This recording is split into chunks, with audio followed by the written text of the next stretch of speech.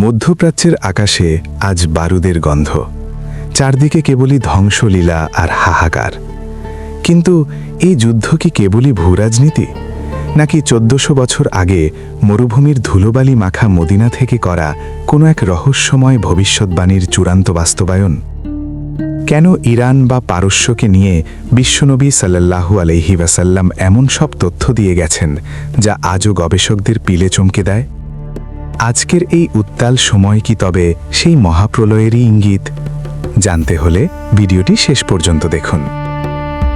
বর্তমান বিশ্বের মানচিত্রে মধ্যপ্রাচ্য এখন এক জ্বলন্ত আগ্নেয়গিরি। সাম্প্রতিক সময়ে ইসরায়েল ও যুক্তরাষ্ট্রের ভয়াবহ হামলায় লণ্ডভণ্ড ইরানের বিভিন্ন অঞ্চল। আন্তর্জাতিক সংবাদ মাধ্যমের বিভিন্ন সূত্রে দাবি করা হচ্ছে, এই হামলায় দেশটির সর্বোচ্চ নেতা আয়াতুল্লাহ আলী খামেনির মৃত্যু হয়েছে এবং প্রাণ হারিয়েছে হাজারো সাধারণ মানুষ। কিন্তু এত বড় বিপর্যয় আর প্রাণহানির পরও ইরান তাদের অবস্থান থেকে এক চুলও পিছু হটেনি, বরং আমেরিকা ও ইসরায়েলের বিরুদ্ধে তাদের প্রতিরোধ অব্যাহত রেখেছে।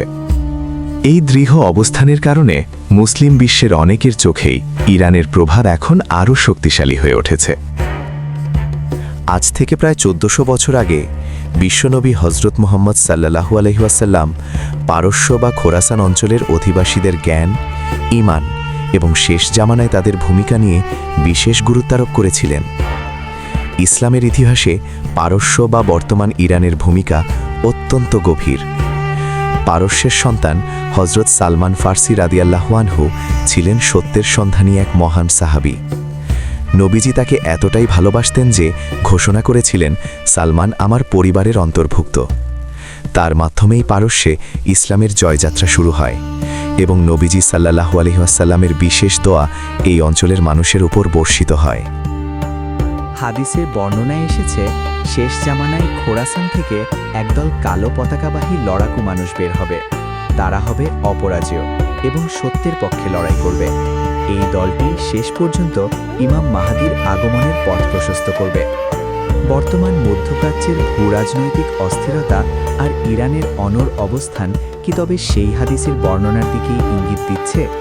অনেক গবেষকই আজকের পরিস্থিতির মাঝে সেই প্রাচীন ভবিষ্যৎবাণী মিল খুঁজে পাচ্ছেন। সহিহ মুসলিমের একটি হাদিস আমাদের এক রোমাঞ্চকর ও সতর্ক বার্তামূলক তথ্য দেয়।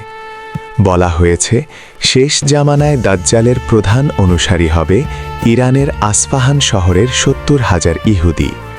তারা এক বিশেষ ধরনের চাদর বা পোশাক পরিহিত থাকবে।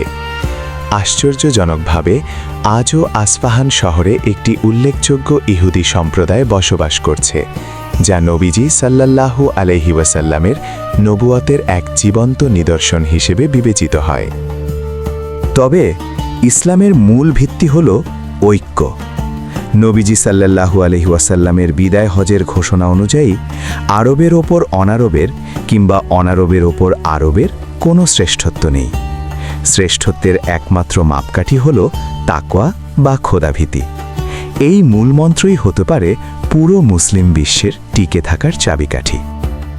পরিশেষে ইরান বা পারস্য সম্পর্কিত এই ভবিষ্যৎবাণীগুলো আমাদের ঈমান মজবুত করার এবং সতর্ক হওয়ার তাগিদ দেয়। কিয়ামতের সঠিক সময়ে একমাত্র মহান আল্লাহ ছাড়া আর কেউ জানেন না। তবে বিশ্বনবী সাল্লাল্লাহু আলাইহি ওয়াসাল্লামের প্রতিটি কথা ধ্রুব সত্য, যা বর্তমান বিশ্ব পরিস্থিতির প্রতিটি বাঁকে আজ প্রমাণিত হচ্ছে। আমাদের প্রস্তুতি কতটুকু? আমরা কি প্রস্তুত সেই সময়ের জন্য? বন্ধুরা, ইতিহাসের ধূর্মখা পাতা থেকে বর্তমানের জটিল রাজনীতি সবকিছুর পেছনের সত্যটুকু কি আমরা দেখতে পাচ্ছি? আজকের এই আলোচনা আপনার মনে কতটা ভাবনার উদ্রেক করল? আপনার কি মনে হয় আমরা কি সত্যিই সেই চূড়ান্ত সন্ধিক্ষণে দাঁড়িয়ে আছি? আপনার মূল্যবান বিশ্লেষণ আমাদের কমেন্টে জানান। আপনার একটি মন্তব্য হয়তো অন্য কাউকে নতুনভাবে ভাবতে শেখাবে।